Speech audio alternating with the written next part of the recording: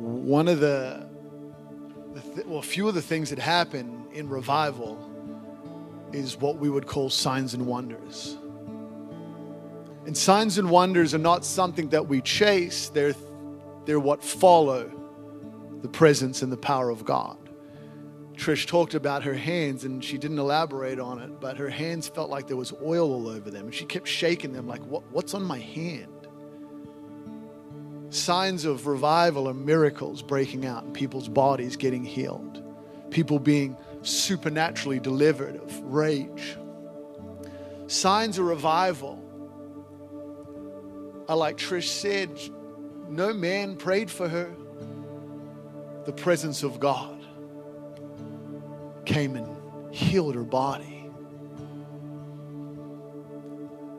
Now, I say this because I want us to be aware that God is moving.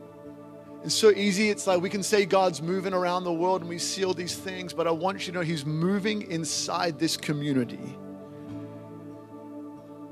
And this is what we are all responsible for. What's happening within our community. And of course, we want it to overflow and touch the nations and touch the world, but God has placed Savannah and I here to lead a church, and our job's to steward this community with what God's put in our heart. We don't look to what's happening down the road. We don't look to what's happening overseas. We look to heaven and say, God, what do you have for us? What do you have?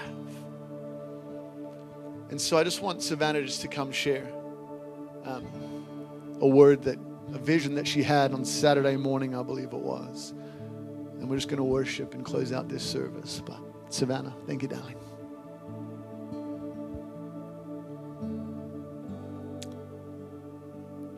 I was sitting outside on my patio around 8 a.m. reading my Bible, and I heard the summer of 2025.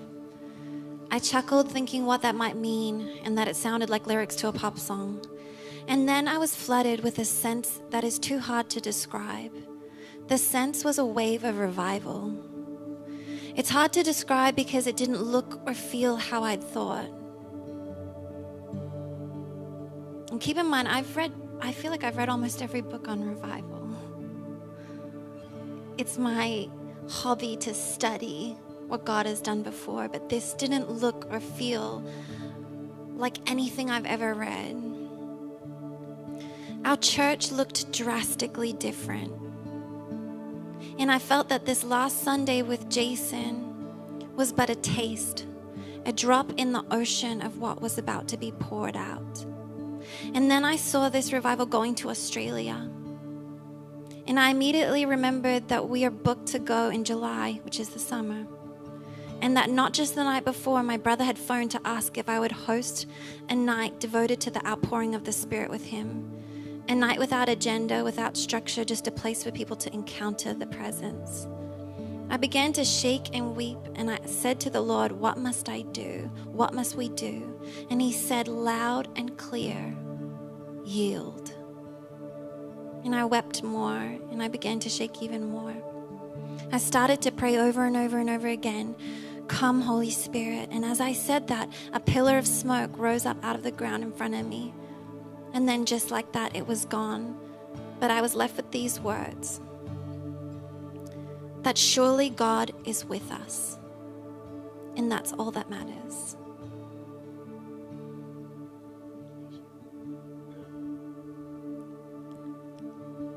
I think, as Joel said, sometimes we don't take stock of what's happening in our midst. I recently asked a young man at a cafe, he was my server, and I said, is there anything I can pray for you? And his answer was really funny. It was about work and about all material things, the cares of life. It's like he didn't even realize who was in front of him, that he was about to meet with the author of life. So he was asking things that he would ask Santa, not that he would ask God. And I laughed and I said, yes, we'll pray for all those things. But what I mean is, do you have anxiety? Are you crippled by depression? Are you losing sleep? And that's when he began to well up, because yes, all those things were true.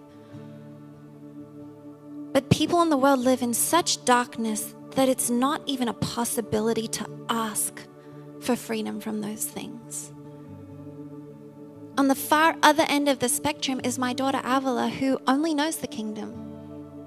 She asked me recently, what is despair? And I said, despair is when you're so sad, you actually can't go on. And she laughed. She goes, no one's that sad. She doesn't know of despair. She's never seen it in her life. She's never even seen anyone with that. She only knows the kingdom. And sometimes we are like Avila, where we are so familiar with something we forget how truly good it is. There's this joke on the internet that if I win the lottery, no one will know, but there'll be signs. And I see Christians walking around like that. They hold within them the ultimate lottery and no one knows. There's some signs. Maybe you don't cuss anymore. Maybe you have different friends now. But you're not living burning. You're not living, like Courtney said, like men on fire, doused in gasoline.